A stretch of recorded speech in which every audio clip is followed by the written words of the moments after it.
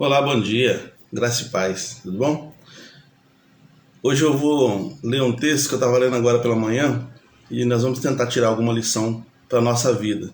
Esse texto se encontra em Marcos capítulo 5, do versículo 18 ao 20, e diz assim, ó: E entrando ele no barco, rogava-lhe o que for endemoniado que deixasse estar com ele.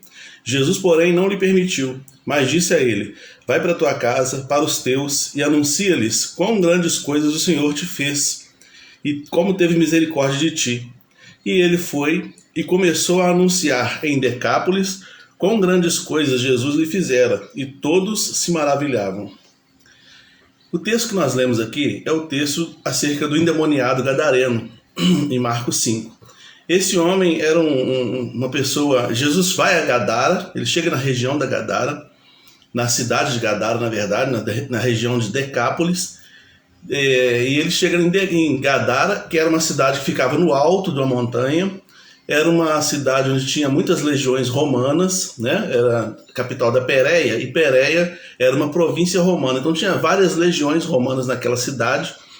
E Jesus se encontra nessa cidade com um homem que estava possesso com uma quantidade enorme de espíritos malignos.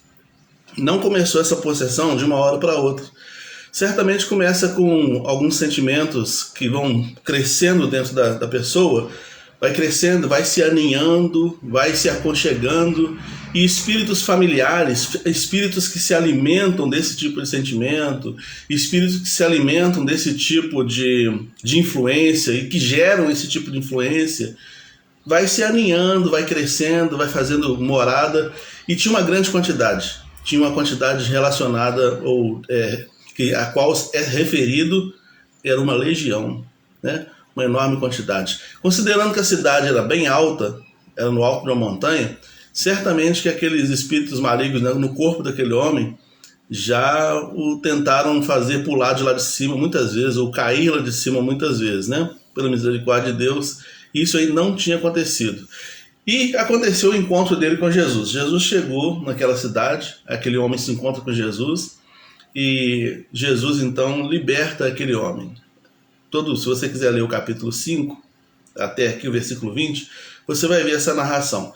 Mas eu peguei essa parte final do texto, do versículo 18 ao versículo 20, porque aqui acabou tudo. O homem que era muito violento, que quebrava correntes, que morava no cemitério, que não tinha vida social, não podia ter esposa, não podia ter filho. Certamente que a mãe dele sofria muito com isso, o pai dele sofria muito com isso, os irmãos, a família, a vizinhança. Pensa bem no coração de todas essas pessoas que estavam no entorno deste homem, tanto que sofria de ver um homem tão violento, um homem tão indomável, né? Como se fosse mesmo um animal selvagem. É isso que o inimigo faz na vida das pessoas. Mas esse homem, de repente, com a presença de Jesus, ele foi liberto. E a Bíblia diz que ele ficou sentadinho, em total juízo, vestido, porque ele vivia nu, vestido, ouvindo a pregação de Jesus. E todo mundo se espantou, porque nunca tinham visto aquele homem daquele jeito. Jesus transformou aquele homem numa nova criatura. Jesus expulsou aqueles demônios do corpo daquele homem, expulsou aquelas entidades do corpo daquele homem e deixou aquele homem puro, limpo, com sã consciência, com total gerência sobre a sua própria vida. E fazendo uso dessa gerência, fazendo uso dessa liberdade agora que esse homem encontrou, ele quis ir atrás de Jesus, porque estar perto de Jesus fazia bem para ele, fez bem. E fazia bem para ele, fazia bem ouvir Jesus. Ele nunca mais queria deixar de ter aquela sensação de ter sido liberto. Então ele queria ficar junto com Jesus. Os homens daquela cidade impediram Jesus de entrar lá em Gadara porque viram que Jesus era mais poderoso do que os espíritos que estavam sobre aquele homem. E Jesus então vai dizer para aquele homem o seguinte: olha, não vem comigo não. Eles não estão deixando eu entrar na sua cidade, então vai você e anuncie as coisas que Deus fez na sua vida.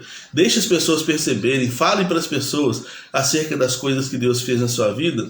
É muito mais negócio você fazer isso, é muito mais importante você fazer isso do que você vir comigo. Vai lá, dá o seu testemunho para as pessoas, fala da bondade de Deus para as pessoas, seja luz e sal para o coração e para a vida dessas pessoas, né? Mostra a sua alegria em Deus. E esse recado de Jesus, ou esse pedido de Jesus com relação a esse homem, também deve ser com relação à minha vida e à sua vida também. A gente precisa falar as coisas que Jesus fez na nossa vida. Talvez da sua vida ele não tenha tirado nenhum tipo de espírito como entidade.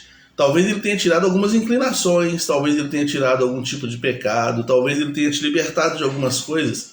E as pessoas ao redor precisam saber disso. As pessoas ao redor precisam ver que nós somos novas criaturas, né? Elas precisam disso. Tem muita gente sem consolo, tem muita gente sem perspectiva de vida, tem muita gente sem saber o que será da sua vida, andando sem eira nem beira por aí, sabe? Tem muita gente vagando como esse homem vagava. Tem muita gente recebendo influências de espíritos malignos e até mesmo possuída por esses espíritos. Tem muita gente assim que está precisando ouvir acerca da nova criatura que você se tornou em Cristo Jesus, que está precisando ouvir sobre a bondade de Deus, aquilo que Deus é capaz de fazer. Você tem motivos para agradecer a Deus? O que Deus fez na sua vida? O que Deus tem feito na sua vida? O que Deus tem feito na minha vida? É bem verdade que a vida nem sempre é um mar de rosas. A vida nem sempre nos dá motivos para ficar sorrindo o tempo todo, né? A gente passa por tribulações, Jesus falou sobre isso.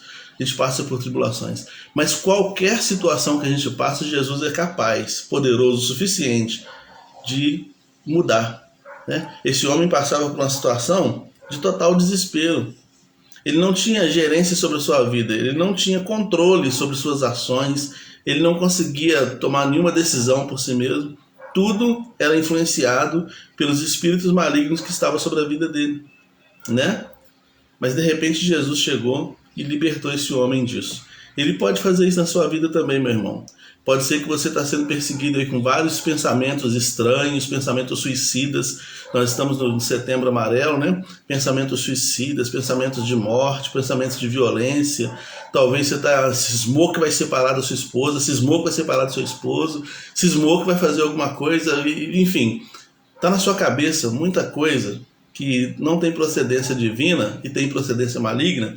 E essas coisas, se você for aninhando, permitir que isso vai se aninhando dentro de você, vai se tornando, vai se cristalizando e vai dando cada vez mais espaço para uma possessão de fato.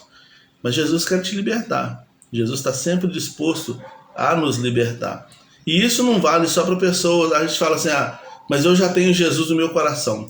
Mas observa os seus pensamentos, observa a sua vida, vê como é que está aí dentro aí. Então vamos louvar a Deus, vamos bendizer o nome do Senhor, vamos falar das maravilhas do Senhor, vamos trazer à memória, ao coração as coisas que nos dão esperança de que de fato o Senhor é conosco, de que de fato o Senhor tem cuidado de nós, de que de fato o Senhor habita dentro dos nossos corações. É isso que vai nos dar uma nova perspectiva de vida, é isso que faz de nós uma nova criatura em Cristo Jesus. Amém? Que você tenha um dia abençoado na presença do Senhor.